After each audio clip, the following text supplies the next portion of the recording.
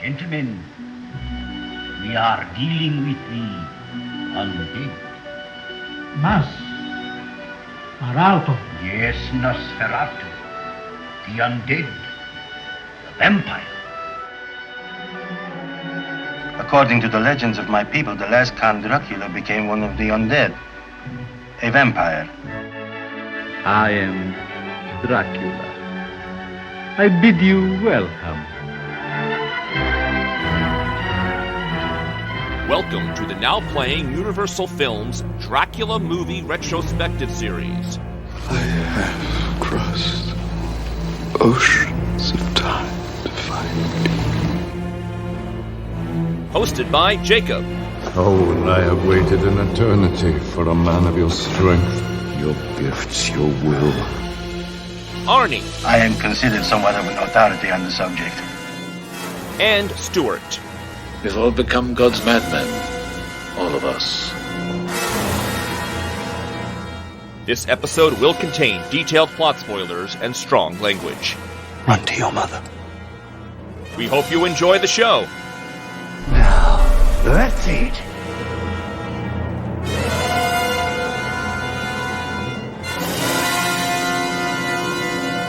Today we're discussing Dracula Untold, starring Luke Evans, Dominic Cooper, Sarah Gadon, and Charles Dance, directed by Gary Shore. This is your Child of the Night co-host of Now Playing, Arnie, and let the games begin. And end. It's Stuart. Sometimes the world doesn't need another hero. Sometimes what it needs is, I don't know, just another podcaster. This is Jacob. Eurotrash! Eurotrash, come save me, Eurotrash. You know, I'll say this much. This movie gets one thing right. It remains untold, as far as I know, the historical accuracies of Vlad the Impaler. I think the cool idea that this movie had was, we've covered so many Dracula movies, Bram Stoker's story is tiresome at this point. It would be kind of cool, and it was awfully trendy to tell a historical epic. It's worth pointing out, when Coppola's movie came out, nobody was making films like Lord of the Rings or Gladiator. There were no shows like Game of Thrones. All of that came in vogue afterwards. Here was an opportunity to turn Dracula in that direction, I think, in what would have been a cool way. I mean, yeah, I guess we'll have to discuss if sitting through 90 minutes of this is better than that 5-minute opener of Francis Ford Coppola where he covers this stuff. But yeah, I agree, like, there's more to tell here. What's weird to me is, like, this is the Avengers, right? This is how this was sold. That's my memory. This is why I'm not cool with it. Yes. Somewhere along the lines, we're starting the first chapter and maybe the second to last of the Dark Universe. I barely can say this without, like, cracking up. But Universal Pictures thought they had Avengers-level box office by sticking their monsters together in a super team. Which, look, great idea. I want monsters teaming up to fight like Cthulhu or something. Yeah, that would be awesome, seeing Dracula and Frankenstein and the Mummy taking on bigger monsters. I'm there for it. I mean, it'd be trash. You love trash. It would be a steaming pile of trash is what that would be. Yeah, what's wrong with that? It worked so well with League of Extraordinary Gentlemen. Right, exactly. I mean, again, it does work when the artists care. Those comic books are amazing. That movie, yes, is trash. I agree. And I'm not opposed to trash. I get what you're saying. It could be fun. It just was never going to be great. You know what I mean? It's like a really B-movie premise. The fact that they thought they had something huge, Marvel level, is a joke. Well, here's my question, because I remember when this came out, I didn't see it because it looked bad, but I remember so much buzz. This is the beginning of the Dark Universe. This is the monster universe that Universal is going to create.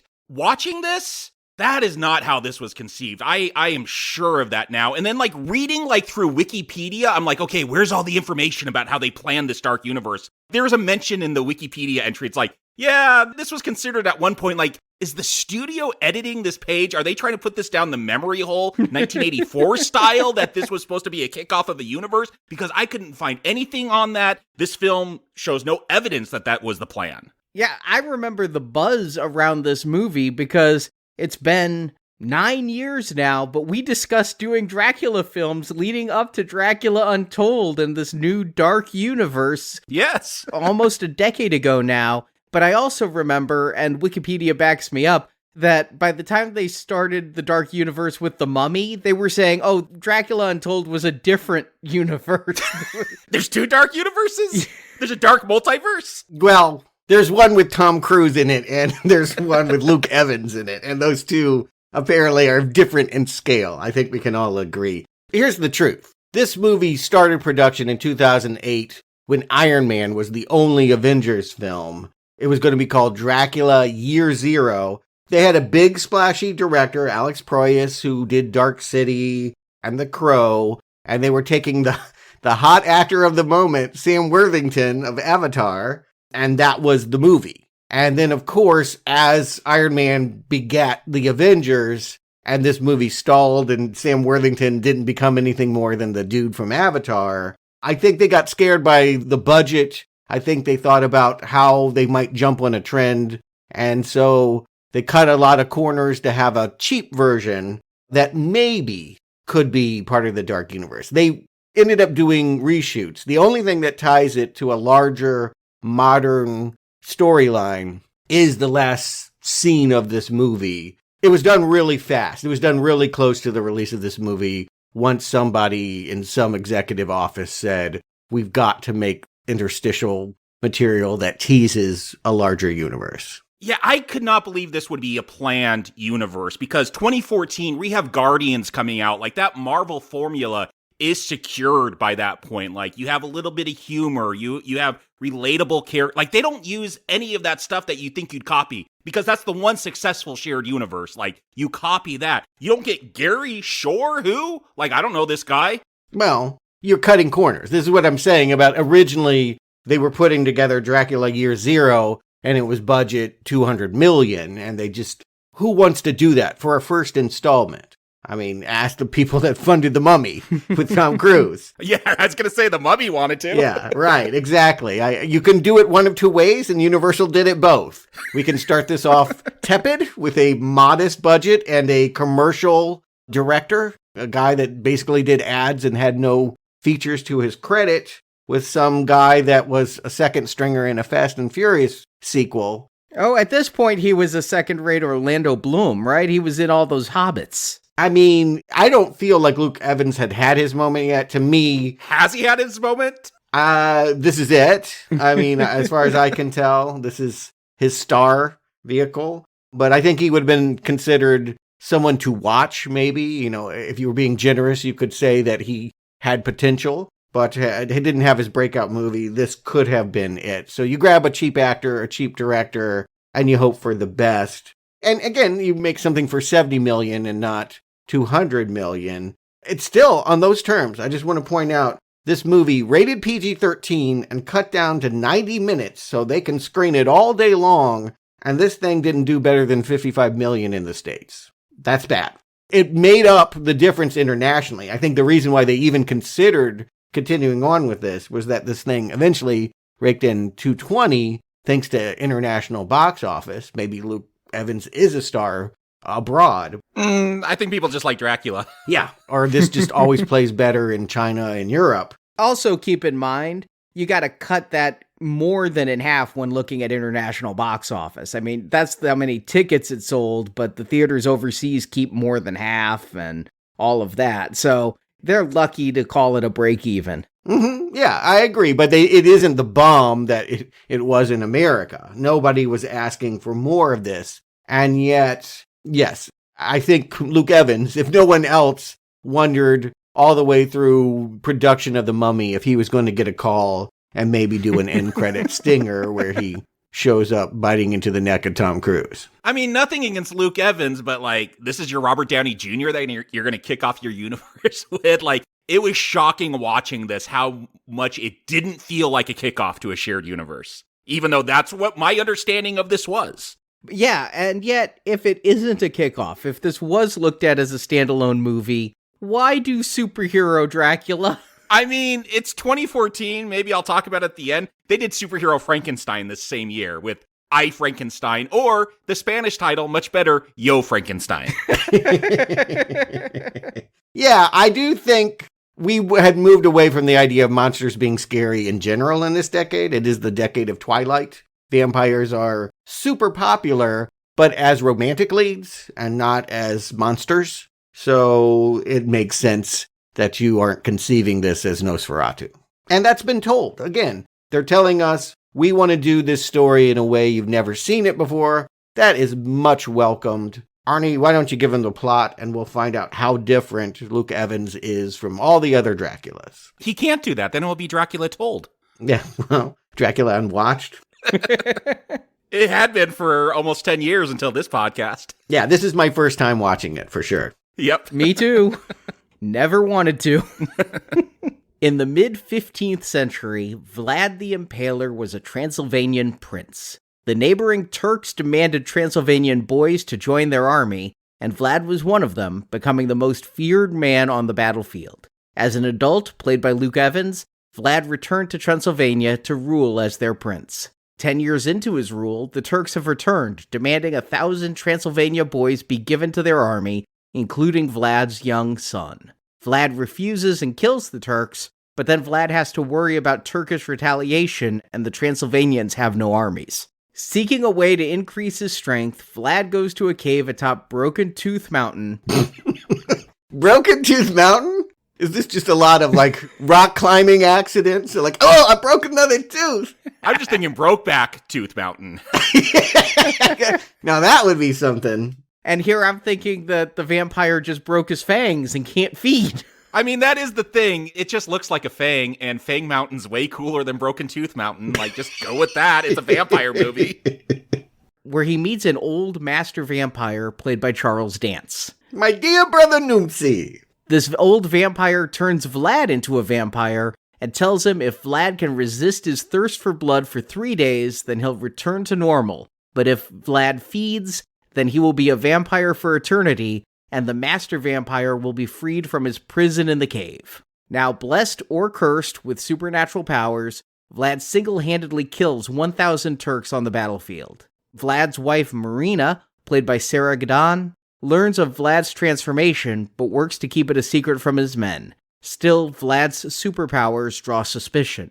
On day 3, the Turks, led by Sultan Mehmed, played by Dominic Cooper, attack with a force of 100,000 men, with the goal being to kidnap Vlad's son. In the attack, Marina is killed. As she dies, she begs Vlad to drink her blood so he will keep his superpowers and be able to rescue their son.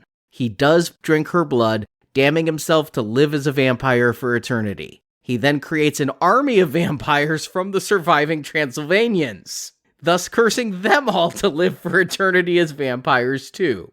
They attack the Turks, who were unable to resist a mass vampire attack. Vlad kills Mehmed and rescues his son, but the other vampires now want to feed on Vlad's child. Vlad makes the clouds part and the sun kills all the vampires, including Vlad, but a man, who I presume is Renfield? That's what I thought. It's not his name. Okay, that's what I wrote down every time. Skelgum. Do they say that name in this film? The closed captioning informed me. Okay. Okay, I did not get that name. Well, this guy who calls Vlad Master pulls Vlad's body to shadow and offers his own blood, bringing Vlad back to life. So we jump to modern-day London, where Vlad meets a woman named Mina, who looks a lot like Marina, as they're both played by Sarah Gadon, and Vlad seems enchanted, but the master vampire, now looking like a normal Charles Dance, is stalking Vlad for some reason we will never know as credits roll. He wants to play games. The games are beginning. Yeah, I think there's still a dark universe brewing. I think it could happen. We just got to get Russell Crowe's Jekyll and Hyde.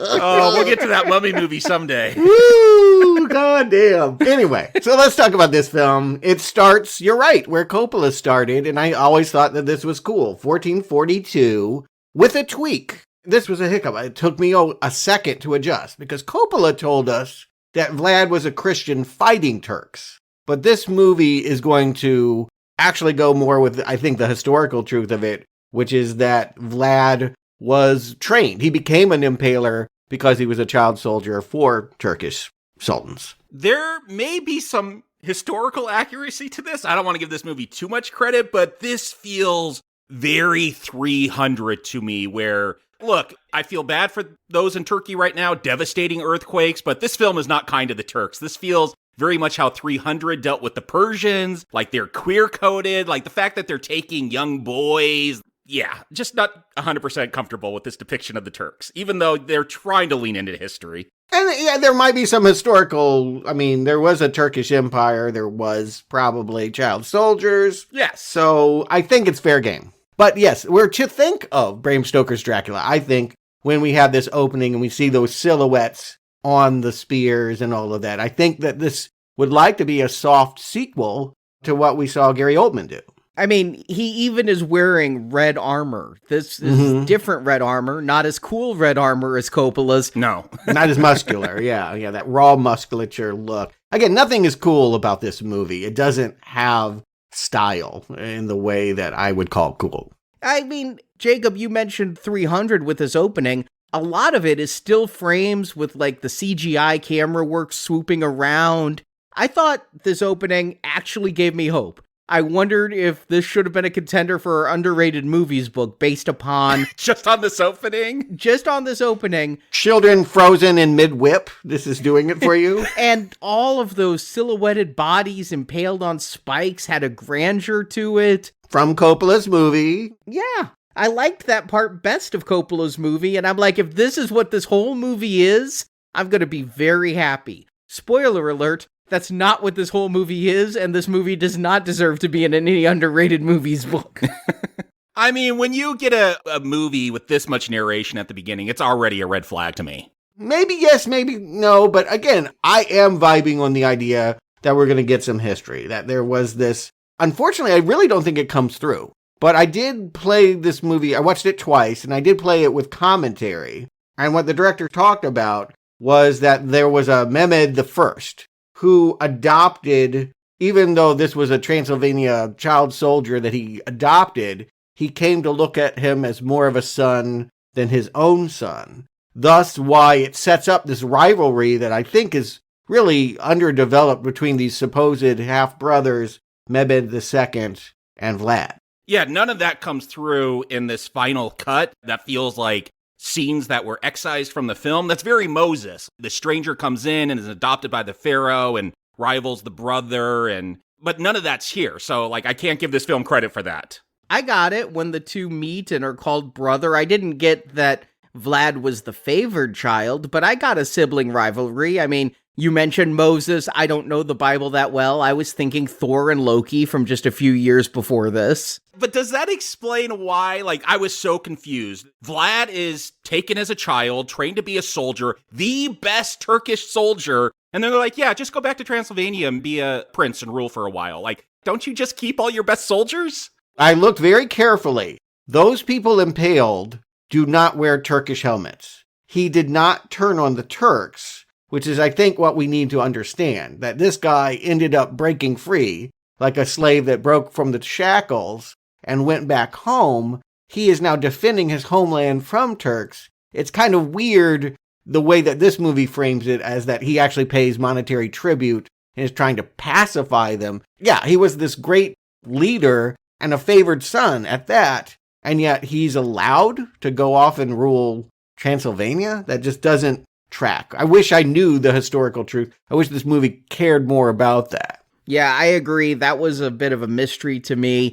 I wondered if he just got too old for the battlefield since they like to send out 12-year-olds. Yeah, but the thing is, he left when he was like 20 because he's been ruling Transylvania for 10 years. We'll find out at this Easter celebration. This dude can't be in his 40s. So, like, he left in his 20s, in his prime. He fought for, like, maybe 10 years and then just left. Again, I would have liked more of this. Honest to God, if they weren't so serious about being a horror/superhero movie and just wanted to do gladiator kind of stuff, I would have been fine with it. Tell me the story. Yeah, I mean, a Vlad the Impaler movie could be very cool. Yeah. But we're not going to get that in as quickly as they move away from this introductory moment, this 300 montage, I think you've correctly identified it as. We see that, yes, now as ruler, he is finding Turkish helmets ripped up by some creature he doesn't recognize, and he's going off to investigate a cave. And this is where it really does feel like this is Dracula Year Zero. Like, you're not supposed to be impressed, I think, by this Dracula, because this is the first time we really see Luke Evans. They're investigating these helmets they find, and they turn to him, and they show his face, and I'm like, oh, this is our Dracula? Like, ain't no Bela Lugosi, no Max Schreck, not even, I don't know, Lon Chaney Jr. The least impactful Dracula, which is fine if you're going for a historical thing, but they want this to be a Dracula film, like scary, and, okay, it's just Luke Evans. Yeah, but he's not supposed to be Dracula yet. He's supposed to just be human, and admittedly, Luke Evans is a bit of a pretty boy to ever turn into Nosferatu, but I think he's fine. No one's emulating this Dracula, is all I'm saying. No, I get what you're saying, but obviously they're going for the romance cover. This is a Fabio kind of conception, like hunky, brooding, and the fact that it's almost like a crime scene investigation, which are endlessly popular in television. Here they are investigating a case. There were some cut scenes about them following a trail of armor. That would have helped, honestly, because they seem to go straight from this clawed-up helmet, where they don't even seem impressed by the fact that there seem to be claw marks through a helmet. And then the next thing I know, they're going to a cave. And also, if the master vampire can't leave the cave, who killed the Turks? I think he comes out at night, maybe? No, he can't leave at all. He can't leave the cave at all? Is that part of the lore they set up? I think so. Otherwise, why wouldn't he be happy with the arrangement? This would just be a layer if he could come and go as he wanted at night. This is a prison, yeah. And what is his story? I do note that in some versions, some deleted stuff, this character is labeled as Caligula. And they did actually hire the actor who played Daredevil on the TV show to do flashback scenes of this character, and they weren't even included on the Blu-ray. Charlie Cox was going to show up as young Master Vampire? As young Caligula. We might have known why he wound up in this friggin' cave if they had actually cared about the story. Yeah, we're told some legend that's shown to us on parchment paper about somebody who made a deal with a demon and was imprisoned in a cave in exchange for eternal life. My favorite part about that backstory is when this priest or whoever is like, he's a vampire. It comes from the Greek pi, to drink. I'm like, what about vamp then? And second of all, like, I went to Edom online because I like some etymology. That is not where the word vampire. It has no Greek Latin roots. No, I think he said vi, right? No, he said pi, like vampire, pi, to drink. If the Greeks were talking about pi, I think it was 3.14 when they were inventing geometry. Well, pi, it means little mouth. I went deep into the etymology because it's a small number that defines a circle, so it means little mouth. So I can see how you get to drink from it, but that is not true. I'm going to laugh if this podcast turns into a squabble about history. This movie don't deserve for us to parse that out. No, I'm making fun of this movie because it is so bad when it comes to history and etymology. A missed opportunity, though. Again, here's what I imagine. When this was originally conceived with the original director and all of that money, it was going to have all of this. And then somebody said, you got to do it on a dime. That suddenly we're just standing outside an obvious set of a cave that looks like it's from Star Trek 1960s. And, yeah, Charles Dance and some jittery editing. The camera pans back and forth, and that's called fight choreography. It just... Did you guys have trouble seeing that? It seemed very blurry to me with all of the camera movements, all the fights throughout this whole thing, starting in this cave. I had real trouble seeing, and I wondered if it was the Blu-ray or if you guys had it. No, I hit rewind so much because I'm like, what just happened? What was the movement there? Like, it was just hard to follow at times because, yeah, it's dark or it's just... You're right, Stuart. Their lack of budget is all up there on the screen. You can feel it throughout this film. The commentary claims, I mean, I'm laughing, but they're just big fans of Predator and they wanted to do this vampire edition. So this is why it looks like this. And keep in mind, we haven't reviewed Gladiator yet, but Gladiator had its own modern aesthetics on how to film old school fights. Yeah, but you don't get tiger vision in Gladiator. You don't get tiger vision, and this was them just geeking out about Predator, one of the greatest movies ever made, according to Gary Shore. You could say a lot of things according to Gary Shore. It doesn't matter because I don't know who Gary Shore is, but I hate, what is this, blood vision? Like they could sense blood and that's what they see? They see your circulatory system and it glows red as they approach. I mean, it's an aesthetic. I just don't think this movie looks very cool. I've said it already. I know that they are cribbing from 300, a movie that did look very cool, but they aren't pulling it off in the same way. I mean, if this really was building up to fighting Cthulhu or just something trashy B movie, I would go with Blood Vision. But they are trying to elevate this. They're trying to make it like a historical action film. So I guess my expectations are just different when that's the genre. Yeah, this is a really cheap, again, it resets expectations. I go from feeling in that intro of like, oh, I don't know the story to being like, oh crap, this again? How do we get the vampire out of the cave is not a movie I wanted to watch. But I gotta say, Charles Dance looks good as the Nosferatu vampire. The only good thing in this film is Charles Dance. Yeah, I like Charles Dance in everything. I mean, yeah. You could put Charles Dance in Hot Rod with Andy Samberg, and I might actually give that movie some credit, you know? He was in your favorite Underworld movie. Yeah. I was thinking Underworld because he's already been a vampire. Yeah, mediocre vampire movie. I'm thinking Underworld too. And with the makeup and things, he's almost unrecognizable. It's only the voice that comes through that lets me really know it's Charles Dance. I didn't recognize him in this opening attack, again, partially because it's so underlit and shaky in its photography. But when this character, this Vlad, goes riding back to his castle and he stops by the monastery and we have the monk with all the scrolls, I could tell from the artist rendition. It almost looked like the costume designer's sketch of what Charles Dance would be wearing, like a behind-the-scenes thing. They just filmed as if it were from ancient times. I recognized him from that, and so I didn't see his name in the credits, didn't know he was going to be in this. But yeah, it sort of made me smile to think that Charles Dance was going to be a part of this, because I do think he elevates bad movies. He typically is put in movies that aren't great and tends to be the best thing about them. Yeah, I saw his name in the credits and Charles Dance, and I just immediately assumed he was going to be the vampire that was going to turn Luke Evans. That would be the only role for Charles Dance in my mind. But Vlad's got another problem. You're right. They don't seem that bothered by the monster that's ripping through armor. The real problem for him is that his brother, his adoptive brother, Mehmed II, has inherited the throne. And he wants to start up the whole child army thing again. He has sent Ben Kingsley's son to collect 1,000 kids. Yeah, they want to go to war. They mentioned 2 fronts that they want to send these children to, but you got to train them first. You got to brainwash them. You can't go to war right away, but nothing in this film makes sense. Yeah, they want those kids again. They don't want just those silver coins. And this is a case of whitewashing, right? That Vlad is going to see this Sultan, and Dominic Cooper has done this before. Like, I don't know what his ethnicity is. I know he is British and he reads as white. And I believe most of the parts he plays are white characters. I mean, he played Tony Stark's dad. Well, yeah, now, but I'm talking about he played Saddam Hussein's son. You remember that the children all had doubles and they weren't sure whether they had killed him or not.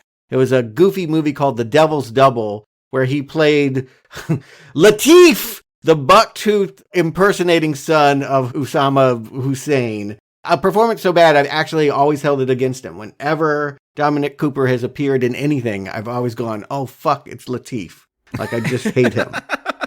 And I just don't see him as a period actor. The things I've seen him in have all been modern or Captain America, the First Avenger, and the Peggy Carter series. You tell me he's British, I just can't picture him trying to play this character in the 15th century. It just feels like a miscasting. But a sultan, a Muslim, like I feel like that is like, this is brown skinning, right? Like this is when we hired Italians and said they were Hispanics, Scarface, Al Pacino kind of things.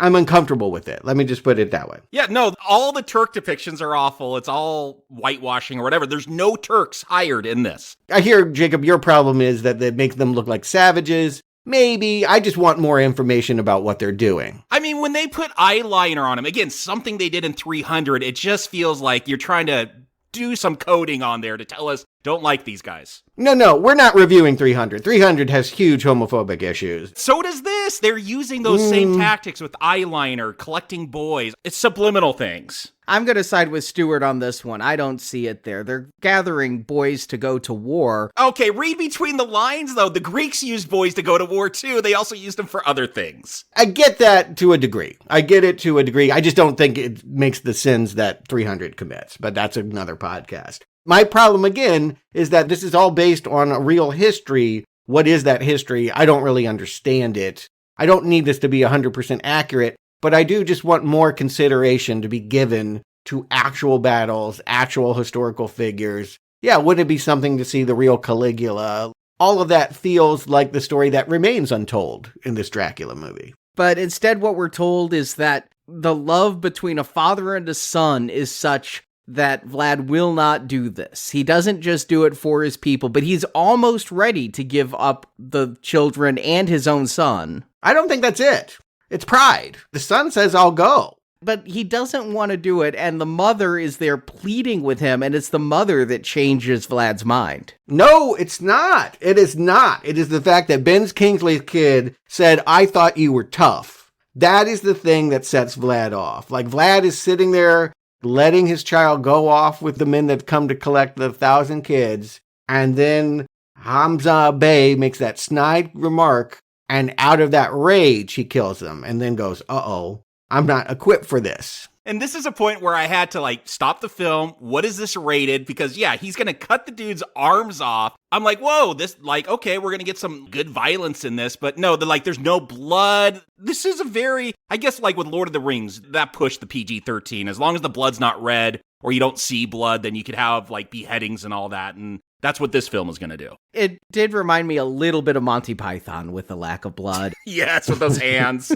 coming off. I don't know how much you bleed when you cut off your arm, but it's more than this. I will agree. It's more than this when I just accidentally cut my arm a little, let alone cut my arm off. Yeah, a paper cut draws more blood than this film does. Yeah. So if that's what you're looking for, and I do think that that's what enthusiasts of this genre would expect. I mean, again, all those movies, Gladiator and 300 and all of that. If you are a fan of that genre and you wanted to see a fight like that here, you're denied. I think that you will be blue-balled by this movie's pulling away for a PG-13, is my sense. They made a lot of compromises to try and get this to a larger audience. And so, yeah, now, again, it just diminishes Vlad that I thought you were so tough. And he's like, oh my God, I can't possibly fight this guy. I'm going to have to go get help from a vampire. The Transylvanians have no army, so I guess they've just been subservient to the Turks this whole time and paying that tribute. And yes, he is so without ideas, he decides to go back to Broken Tooth Mountain. That seems like a stretch. Were there cutscenes that helped make this logical? No, there weren't. Again, and this is really what you need to understand, because if you told me this was the biggest badass in the Turkish army, and now he's afraid to fight this guy, I'm not with him. I just don't get it. I feel like we should have followed Vlad as a child, and maybe he's still a child here when he forges this deal. I don't know. I don't know, because I don't like the idea that he's going to turn into Doctor Strange now. Morbius, you mean? This is a superhero film, so I'm not surprised. Yeah, I see, we got to fight the Turks. I'm like, okay, he's going to go get Dracula powers so he could be strong enough. Because, yeah, if they don't have an army, how do you take on this massive nation? I don't care how many people he impaled. One dude against millions is not going to work. I don't care if you're a vampire. One dude against millions isn't going to work. Well, I'm waiting to get to that part. But that's the thrill of it, right? Is to see one person go out to the battlefield and... Those odds are too big. It's costuming. The Doctor Strange red cape and the ring and all of that. I don't want this. Conceptually, I'm just going to put it out there. It's a huge problem that they've turned this into a hero's quest, and that now we have to have a very traditional origin story where he's going to wake up with superpowers, crushing rocks and turning into flocks of bats. Yeah, when he's running and turns into a flock of bats, it reminds me, I believe it's one of the Tobey Maguire Spider-Mans, that origin story where he's running and shoots his web and takes off swinging. Woo! It feels like that moment when he bursts into bats. Yeah, where he stops and is like, did I just do that? Yeah. I did, but I'm in a hurry, so let's do it again.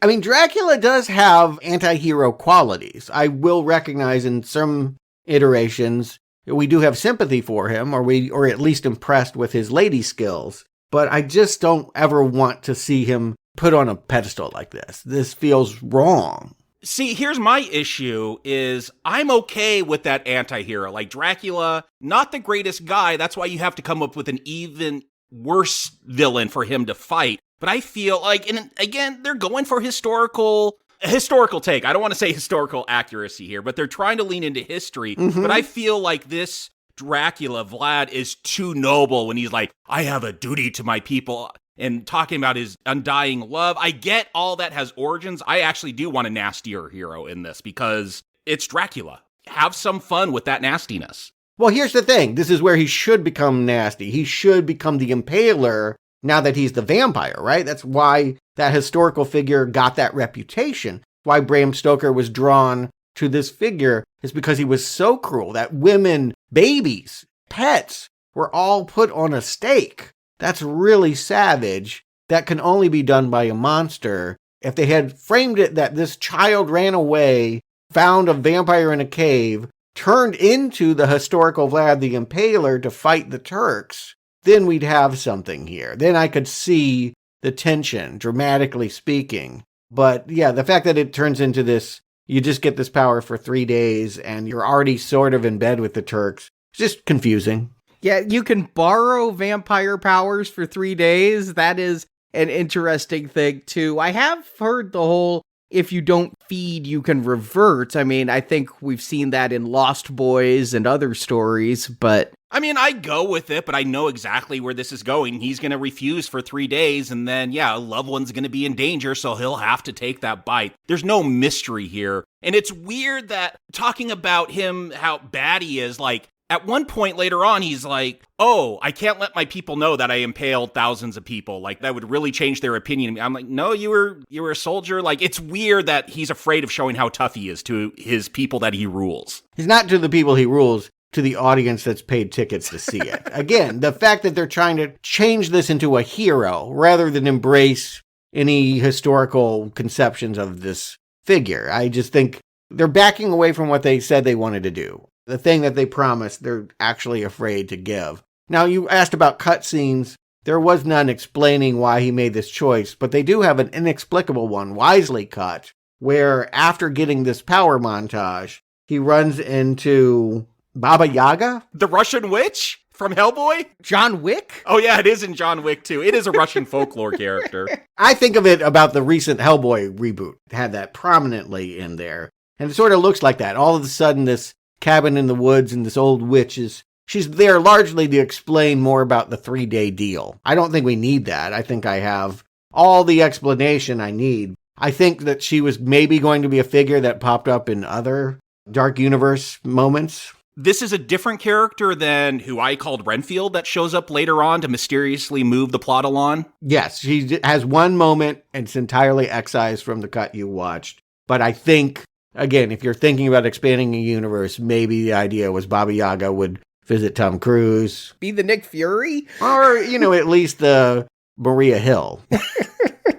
It was wisely cut. It wasn't scary. It wasn't creepy. And I don't know what they're going for. Are they trying to be scary? You say Dracula. I feel like you at least have to throw something to the horror audience, right? You have to have some moments of genuine terror. Charles Dance in the Cave wasn't it. No, he looks creepy. I mean, if you're going for creepy, as far as terror goes, Dracula Vlad gets back just in time as 1,000 Turks are coming, and there is nothing frightening about his CGI attack here where he's going in and every time somebody tries to stab him, he turns into bats, and the Turks aren't shocked by this. At no point does the Turk go, holy shit, he just turned into bats. They just keep the attack going. Yeah, it's like they're charging in at just him, and then, look, I get it, you want a big demonstration to kick off, like showing his powers. 1 against 1,000? That's maybe too much. Again, every time it's one man against tens of thousands of soldiers, it doesn't work for me.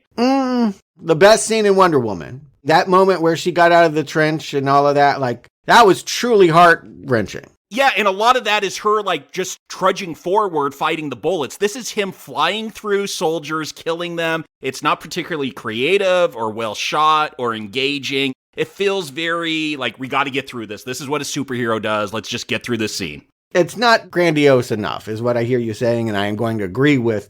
Even though these are the money shots, these are where the most expensive moments are. We have some aerial to-do crap where, yeah, again, if you're impressed with the idea that somebody grabs him, but then he can break into 1,000 bats, I just have a problem with this conceptually. I don't like seeing it. I don't like that this is the way it's being used.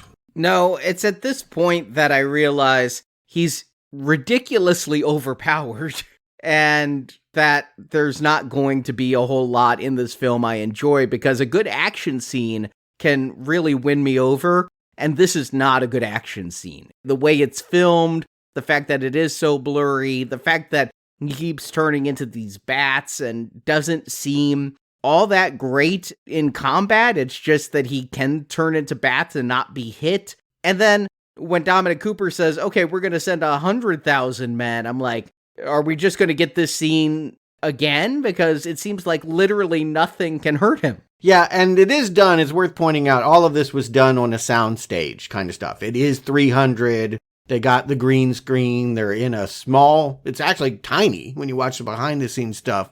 They're in this tiny room where people have to double up and be like, okay, I ran in this direction. Now I got to run around behind the camera and come back and run again because we don't have enough extras. Or the money to make CGI ones. Yeah. And so all I'm saying is this is probably good enough for a TV show. Like, I feel like in terms of standards of enthusiasm, this would work as a show. On CW? Yeah, but just when I think about big screen, I can't imagine sitting in an IMAX and watching this. It would be so underwhelming. Yeah, that's part of the problem is you could have tens, hundreds, millions of bad guys, but you need one to like represent them all, like someone that's scary and tough, and you're looking forward to that final showdown. And Mehmed, this is your bad guy that I'm supposed to be like invested in. Like, he's just not scary. They did reduce his scenes. I don't think that you're going to get what you want when you watch them, but they had this moment where one of the powers of Dracula is that he can mesmerize. He goes and gets this soldier named Ishmael and actually turns one of the most trusted men in Mehmed's army against him. You get him only in one little moment. Mehmed comes walking into a battlefield after one of the attacks, and I think he says something to the effect of, Vlad hopes you enjoy the view. I don't know if you remember that tiny little moment, but that was a major character from a subplot that was excised. Nope. Yeah. I have a problem with all of the supporting characters. The weird thing is we're supposed to understand there's a whole council surrounding Vlad, that he's got this guy that he talks to, and then there's the monk as well, and his wife and his kid and all of that. And honestly, they make no impression. Every superhero needs, minions. They need their pepper pots. Right, yeah. We need people to help, if nothing else, give them someone to talk to about how they're feeling about these transformations. And Luke Evans, not a dynamic screen presence, has nothing to play off of, and is in a green screen room with 10 people pretending to be 1,000. It's just, it hurts. He has Marina. She's kind of the pepper pot. She realizes the scars on his back from being whipped by the Turks are gone, and that she needs to help him cover up the fact that he can't go out in the daylight, and tells the troops that, because now the Transylvanians have to retreat to a monastery because they know that... Yeah, explain this to me. The Sultan is going to bring 100,000 people, and she says that he went off ahead because he can't go out in the daylight when everyone else is going to the monastery. They're better protected at a monastery than they are their fortified castle? Who designed that? Who made that choice? Well, he said that it's up where they can't get catapults or... They have the high ground. Yeah. I know what gets said, but you understand my point. The idea that they have to migrate all the people is a contrivance so they can have another attack scene. It makes no real sense why you would move this many people from their actual home. And, in fact, there's not that many people. I want to know where the Transylvanians got all their silver in order to pay their tributes. Or 1,000 boys. There's not enough couples here. Yeah, there's not 1,000 people going to the monastery. Now, I guess we're supposed to understand some people died in the attack, but when? Because Vlad killed them all. No, I don't think anyone died in the attack. They were all coming out to help him, and he was done by the time they reached the battlefield. All right, so here's the real question. I hear your complaint. I share your grievance. would more money save this movie? I hear we don't like it. If they had the money for the spectacle, would the arrow be more green? Are you talking about the same script? Yes, obviously. But they brought in, like, I don't know, John Woo or someone that could actually do action scenes? Right, you actually had a great fight scene. It would help. It would make me like this more. Yeah, it would help. If this was like The Matrix or something like that, with really great action, then at least I could file this maybe under certain scenes or guilty pleasures. But this script sucks. More than Luke Evans drinks blood, this movie sucks. It's anemic, is the way I feel. Everything has been drained of life from here. Some of that is in the story and the scope and in the choreography of the fights and all of it. Again, they would have had a better caliber of actor, I think, in Sam Worthington than Luke Evans, which may be splitting hairs, but a little bit better. I mean, I do think that they just have the C team running the show on a minimum budget. And when I think about if I saw it done with the A team, would I like it? I think the answer is still no, if they're not going to explore the untold story. If they're not going to really make a genuine effort to bring in more. And hear what I'm saying. I'm not saying I want a historical movie entirely. I get it's Dracula with vampires. But if they had more authentic nods to the historical truth, this movie would be way more interesting and entertaining. The thing you can't discount is an A-list director would be able to see this script and polish it and bring things to the surface. So the entire concept is not unsalvageable, and Charles Dance is rather good. I wouldn't change him. I wouldn't fire him. Everyone else can go. Yeah. Maybe the kid who plays Vlad's son, he was fine. No, he was not good. He was bad. But I think you could have polished this turd with another rewrite and with a better concept about how you want superhero Dracula. The way it's done here, he's overpowered on the battlefield and too weak when not on the battlefield. He's indecisive, he's impotent, he's running, he just isn't very proactive in this scenario. Yeah, and again, the supporting players aren't helping a lot. You mentioned that the wife is trying to cover up for him. She sends people along while he's writhing in the tent. They cut a scene that would have really confused me. I understood he couldn't drink any blood, right? Right. But they actually had a moment where she ran out and got him a goat. And it was supposed to be like some dark comedy that he drank goat's blood. Twilight vegetarian. Yeah. Does that count? I think it's people blood. Yeah. Okay. You're right. Twilight rules. Yeah. Maybe that's why you cut it. This is also the moment where they reintroduce Skellingham as, I think Renfield in training, right? The first Renfield. While Luke Evans is saying, no, 3 days and I'm done with this shit, they have this Roma gypsy character saying, Master, I will serve you always. Yeah, he's cutting his hand to, like, tempt him. This is very Jesus Christ fasting for 40 days, being tempted by Satan to eat. I mean, it's not a bad ticking clock, I will give you. I feel like threes, that's always kind of surrounded vampires. Trinities, the religious angle. Yeah. I'm cool with the idea that he's got 3 days to do this, sort of. I mean, that's a tall ask, but I'm glad that there's some kind of constraint that he's fighting against. If he had just turned into a vampire with no hope of turning back into a mortal, it would have seemed like a bad choice. The fact that he believes that he can withhold this bloodthirst long enough to return to being the lover, I just didn't believe him as the lover. They've tried. I just don't think he has much chemistry with this wife. Don't you think, though, if he had to struggle with the choice, if he didn't have this out, and it was your soul is traded for your people, that could be more powerful than this whole, you get superpowers for 3 days and it costs you nothing. I'm fine with the superpowers for 3 days. You gotta be more clever about it. I know where this is going. And how do you defeat a nation of millions in 3 days? I need to know what his strategy is. Like, this Dracula is not very smart. It's just run into the battlefield and kill everyone. Bats. Just grab bats and have them bat Yes. bat it all out. Just bats everywhere. Okay, he does make a power glove fist out of bats to punch an army, and that's kind of amazing. Yeah, but before we get to that, because you're right, that's more or less the climax of this modest film. That should have been the whole movie. But I kept thinking, why are they making this a secret? You're right. He's supposed to be ashamed of this bloodlust. I keep forgetting that. And they're religious people. When they actually get wind of it, it's the monk that's like, you're not walking into daylight. They are going to turn on him. It's an interesting moment that they want to burn their leader out of the tent. And I feel like dramatically doesn't get answered. Dramatically, it doesn't feel set up because only this priest knew about the root of pie to drink. Like, only he knew what vampires were, and then all of a sudden everyone's like, he's a vampire, we gotta kill him. But no one knew what this was. Well, you know when you've seen Satan, right? Like, that's all you gotta say. Then call him Satan, because that's gonna be, are you son of the dragon or son of the devil? Like, then call him the devil and treat him like that. I think that's the way I interpolate all this, is that for the common people, like there's this guy named Demetru or something like that, who was apparently his best friend and basically dies, but sees that his master has become this vampire.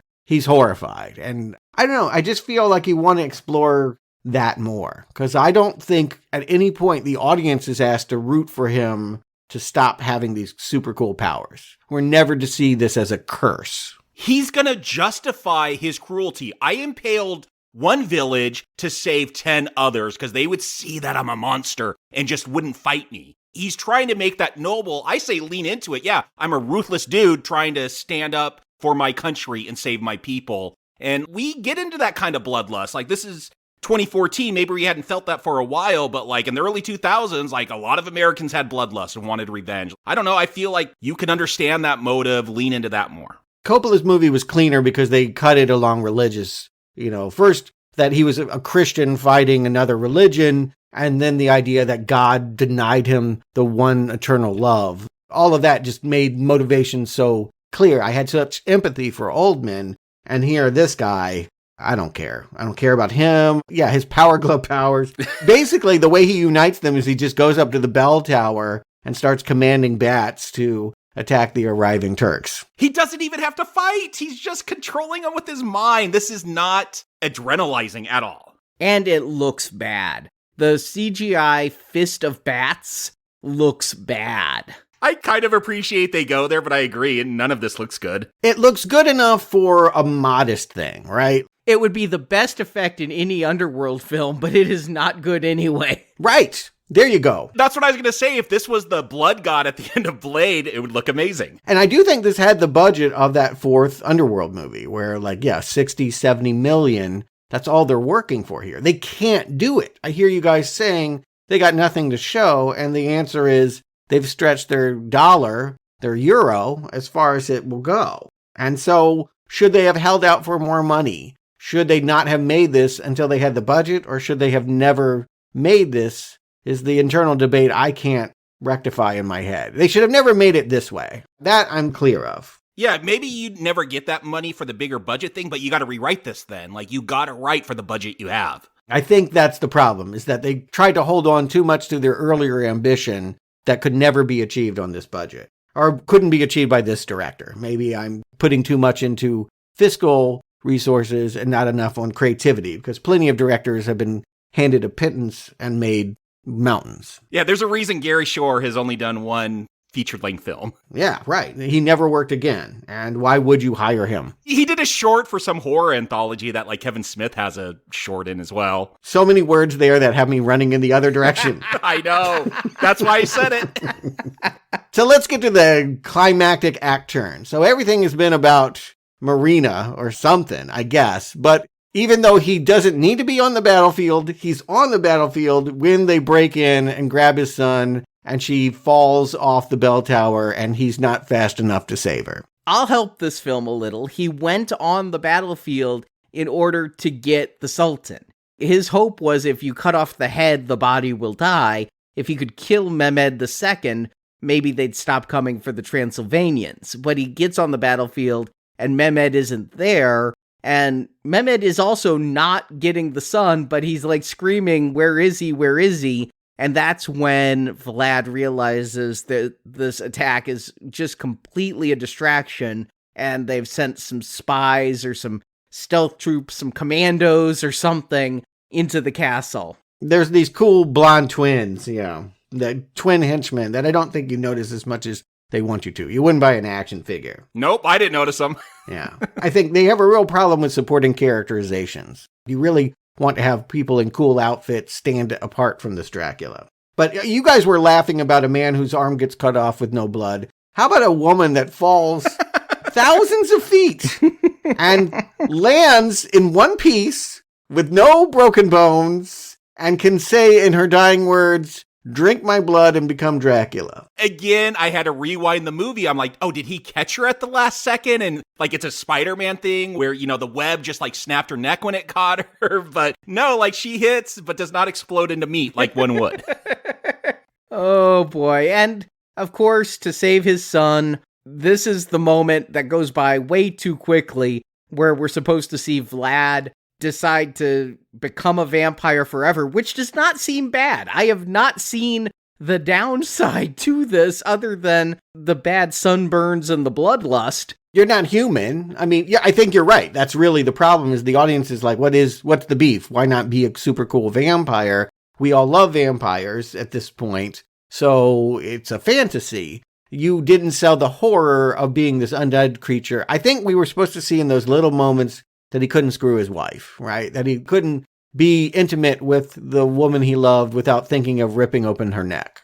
To which I say, then make her a vampire too, and you're cool, right? Yes. I mean, he is going to turn everyone into vampires at the end. Right, yes. But this is supposed to be seen as a dark turn. Without my love, there's no point to living. It's kind of the Oldman choice. I'm going to defy the world and embrace this vampire thing. I'm going to drink her blood and then make all of my surviving minions an undead army, and we're going to ride in and tear up the Turks. Which, again, should be a scene where he's telling his people here, drink my blood. They were attacking him earlier for being a vampire, and now they're just willingly all going to drink his blood to become vampires. Well, they are bleeding out, right? I mean, it's either that or go on to your eternal reward that maybe you're having second thoughts about. I don't know.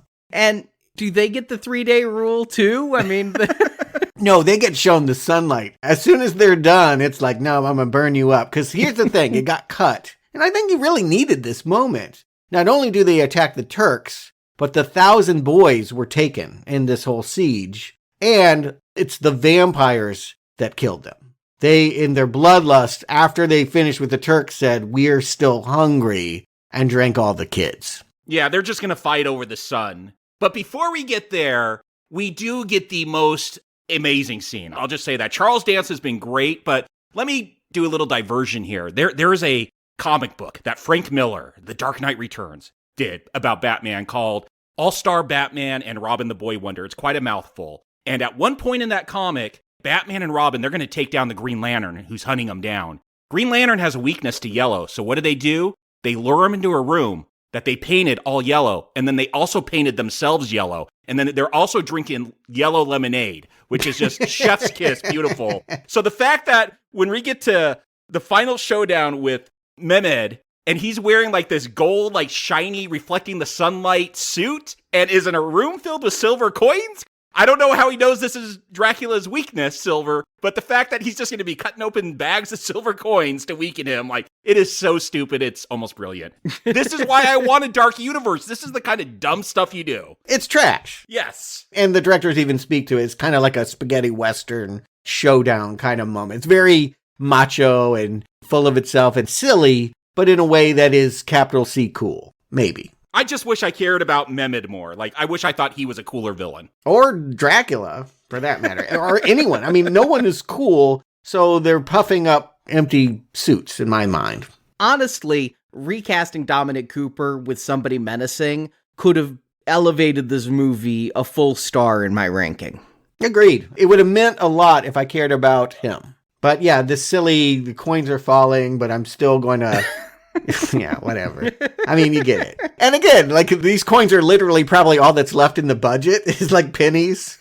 So why not just have the pennies falling from the top of the tents while you do this silliness? At some point, Dominic Cooper is bit and killed, and that's it. And yes, Vlad has rescued his son and goes out, and now all the vampire troops that are under his command, they've fed their fill on the Turks, but now they want to eat Vlad's son, so Vlad has no connection to the human world. And I feel like this is a cheat because it's daytime, but apparently Vlad can like bring in the clouds and make it dark, so you can go out in the day. There was one moment, and it kind of was largely unexplained, when he was having his powers montage, he looked up at a cloudy sky and made the heavens come out. The stars suddenly poked out. So I guess this Dracula commands weather. He's Storm. That's great. Yeah. Mm-hmm. What happens when fangs bite a toad? The same red arrow as every other shitty X-Men sequel. And I thought for sure that this was the end. I mean, Vlad is dying in the sunlight, and I'm like, there's going to be a post-credits scene or something that shows him gasping. I did not expect fake Renfield to come and drag him into the darkness. He gets burned up, and he just gives him some blood, and he comes back. Well, they talk about how the will is so important, and so we're supposed to think Vlad has more will than the others there. The rest of the Transylvanias that he killed and doesn't need to protect anymore. Plus, I mean, we didn't cover Hammer Horror, but they were always bringing back Christopher Lee from the dead. Oh, I know. You know, like you just pull the stake out, pour some blood in it. It's like a used car, right? It'll just start right off again in any century that you want. This was the end. It's worth pointing out the filmmakers had every intention to have this be the end. Roll credits, no stinger. And it was a really late addition that they said, nope, we're jumping to the 21st century in a farmer's market in London. Where Vlad is walking in the daylight. He's pulling the Gary Oldman here. The sun does not affect him. Is it the daylight? I mean... It's not nighttime. It's overcast. Yeah, it's London, so it could just be overcast all the time. They put a blue filter on the lens, so I don't know if they're shooting day for night. I don't understand what's going on. It's just really blue. And so we see this theme that I think it was the Francis Ford Coppola one where you talked about, Stuart, that there was this eternal love and Mina was always being reincarnated as someone else. Like, they are definitely playing into that, this closing scene. Yeah, I guess if someone said, fast, we need a way to tie this to other Universal monsters. If we're bringing him into present day, having her come back in this way sort of makes sense. Having Charles Dance, who, again, it goes almost unobserved that as Vlad becomes Dracula, he is freed from the cave. What he's been doing all of this time and what he hopes to do, what games they hope to play. I mean, Scrabble, Operation. He's been shopping for very fine suits. I mean, he is well dressed in London. Here is the thing with this closing line. Let the games begin. Charles Dance says that earlier. When Vlad gets those powers, Charles Dance says, let the games begin. And the way they frame that, he's very ghostly looking, this pale white face. It almost feels like the Seventh Seal, death, that it was just a corny reference, like, here's our chess game over your life. The fact they bring that tagline back at the end to, like, let the games begin, like, oh boy, this is a universe I want to get out of. Here's really ironic. I have not enjoyed myself during this film, but this end stinger teases a film better than the one I watched. What is a tease? It doesn't tease anything to me. I want to know what Charles Dance's big plan is. What game? Yeah, I want to know why he's stalking Vlad. I would much rather see Luke Evans versus Charles Dance than see Luke Evans versus a bunch of guys in armor and Dominic Cooper. So while I wouldn't necessarily be excited for this sequel, I'd have hope that the sequel could actually be better. A Dracula story I want told is not the one we watched, but the one that isn't told and teased in this sequel. I'm going to slightly disagree, but mostly agree with you, Arnie. And that is, the better story would have been more historical Vlad the Impaler. But because this has been such an underwhelming experience, does not mean that they couldn't recover from this. I believe that, yes, this tips the idea to a much more obvious, more generic scenario for them to play out these kind of superhero horror icon games. They could make a good movie, even though this first chapter, not so great. I mean, do you think it's a mistake to place so much of this movie in the past? I get it. If you want a historical thing, maybe this is your jam. But if you're trying to bring in moviegoers to your new universe, shared universe, is this the take? Do teenagers want to see a historical period piece? First Avenger had it right. It's the same setup. We're only doing one of these. We're only going to World War II once. And then we promise you the rest of it is modern day. And that was like the fourth film in. Like, they did not start off. Now, there was less planning at the beginning there. But yeah, they didn't go into the past till much later. Because there was another monster movie that came out in 2014. That I mentioned that, I, Frankenstein, where they very quickly get him to modern day. Like, that's within the first 10 minutes, it's in modern day. He's still fighting a war between, get this, demons. Okay, I understand that. And gargoyles. Those stone statues on top of castles. Cool 90s cartoon. Yeah. It had to be in some versions of this script that they did do similar things. I feel like there was a tonal battle on how campy to make this. And let us not, delude ourselves that we're in the hands of masters. These are the same brilliant scribes of Last Witch Hunter, Gods of Egypt, Morbius, and the upcoming Madam Web, all coming from Matt Sazaman. Madam Web will never come out. And Burke Sharpless. It's been shot. I've seen stills. So was Batgirl. All right. I hope you're right. Me too. I don't want to see Madam Web.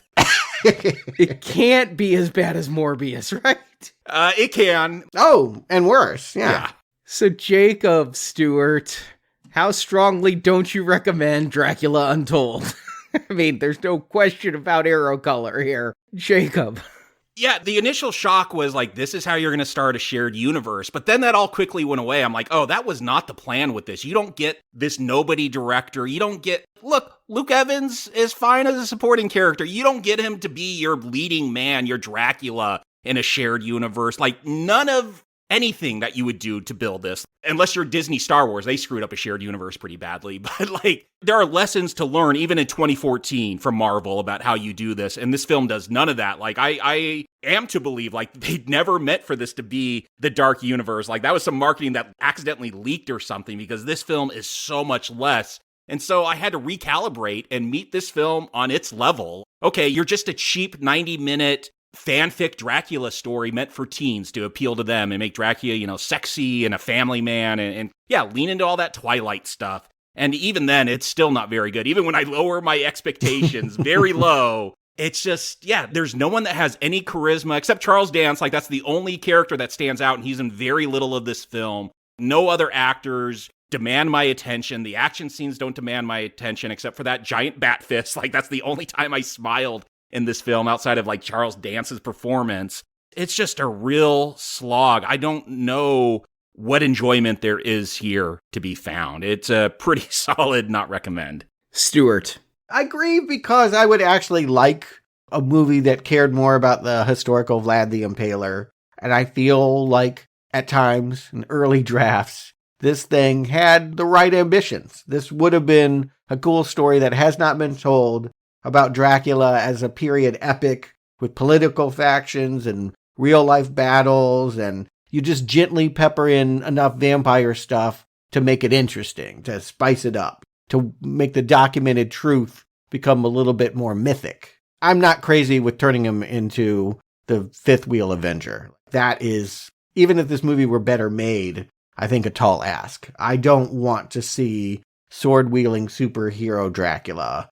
And the fact that they have to be so defensive and make him this family man and so boring, so milquetoast. Luke Evans and the script have really made the least compelling Dracula ever to don the screen. I can't ever thinking about one that I cared about less than this one because he's so generic. And that's not the reason. You asked me how bad, how much do I not recommend? I'm not damning this to hell, but the reason why it's going to be comfortably Red Arrow is because it's just simply no fun to watch. Even if you look at it as a historical epic film like 300, or you want a horror movie, whatever you're looking for, a romance, it's not it. It's a choppy, briefly told nothing of a film with lame CGI. And I just feel like it checks boxes off in a very workmanlike fashion. It does not begin the telling of a grandiose tale like it promises. And so this is the first time, I just want to point out, I have recommended every film in this Dracula series. And I finally got to say, nope, put a stake in it. It's Vlad the Impaler. And of course, it's a Red Arrow from me. I went in with low expectations. I just remembered, well, I didn't even remember the movie. I had forgotten this came out entirely. But once I was reminded there was a Dracula in 2014, I remember it not doing very well and not hearing very good things. But I went in, and the very first frames, I did wonder, could this have been harshly damned, maybe because of the hype around a superhero monster universe or something?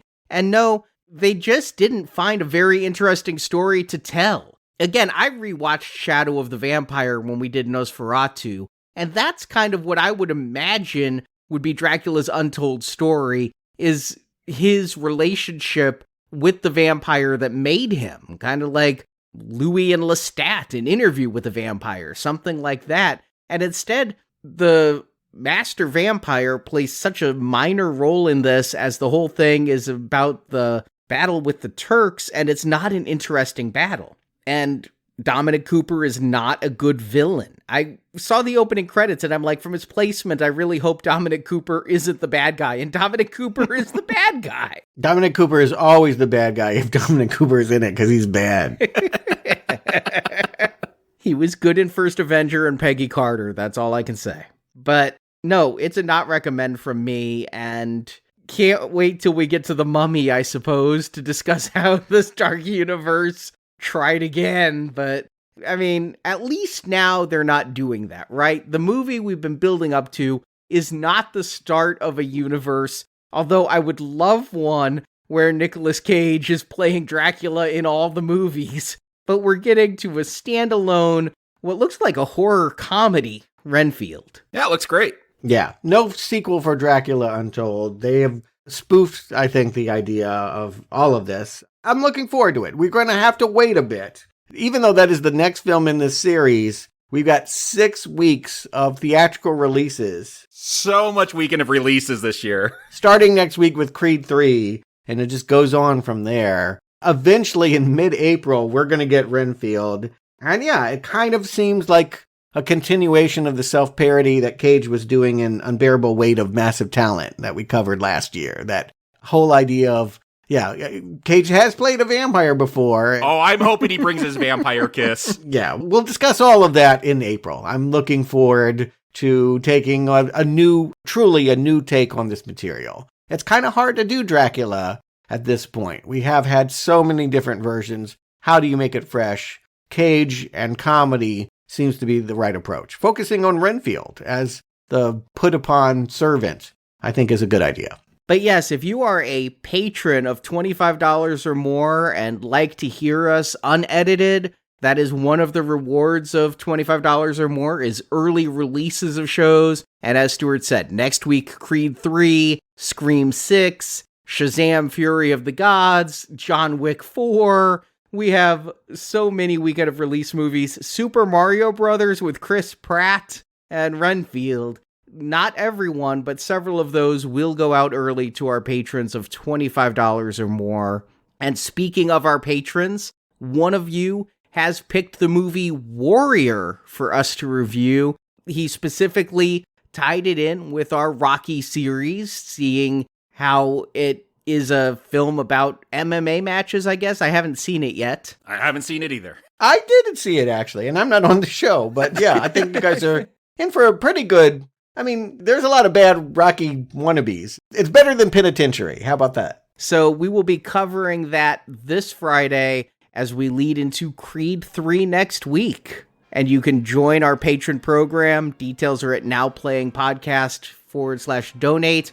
Or you could just head straight to our Patreon at patreon.com/nowplayingpodcast. So thank you all for your support. Jacob Stewart, thank you for joining me. And now may the evil spirit be cast out, or at least Luke Evans cast out, until the end of time.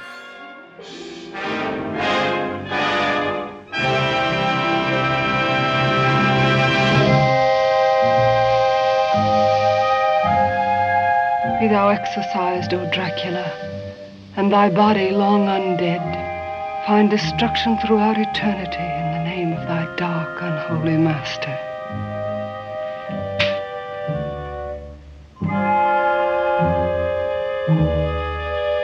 In the name of the All-Holiest, and through this cross, be the evil spirit cast out until the end of time.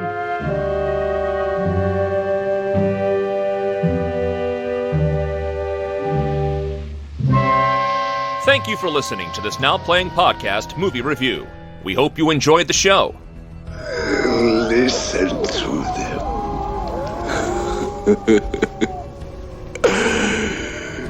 The children of What sweet music, Dagmar. Help us spread the word about this show by leaving a 5-star review on Stitcher, Podbean, iTunes, or your podcast store of choice. But even if it would work, do you expect me to agree to anything so fantastic? Want more reviews like this one?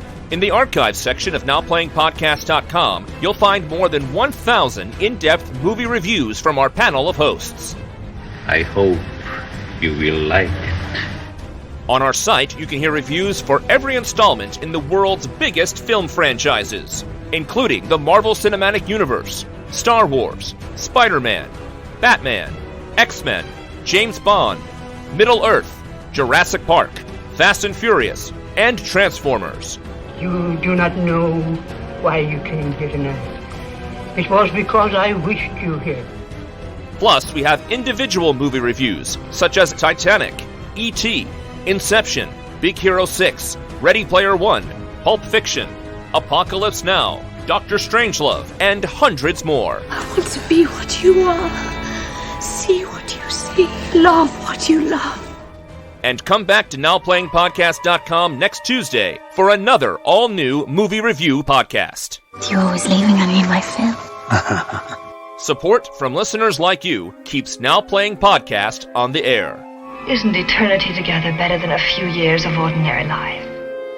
You can donate directly by tapping the support button at NowPlayingPodcast.com. A good prince would have paid that price for peace.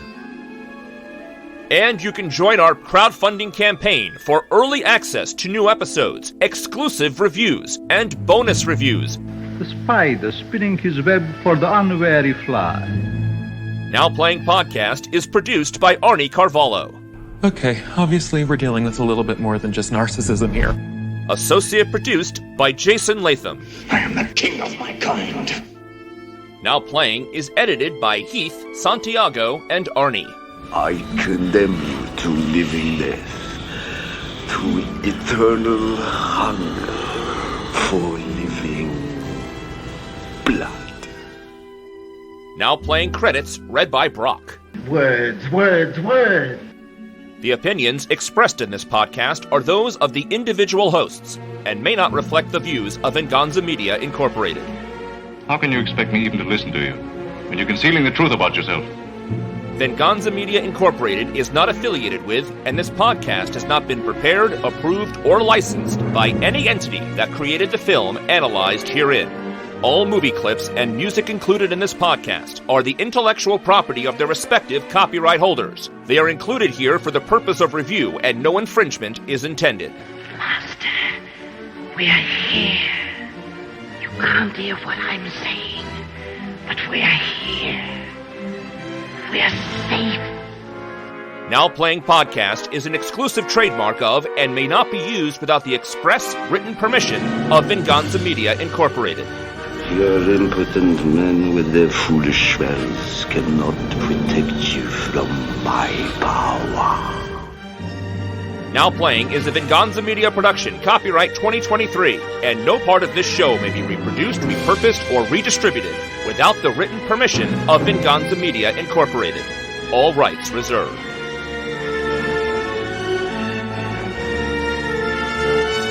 Good night, Mr. Renfield.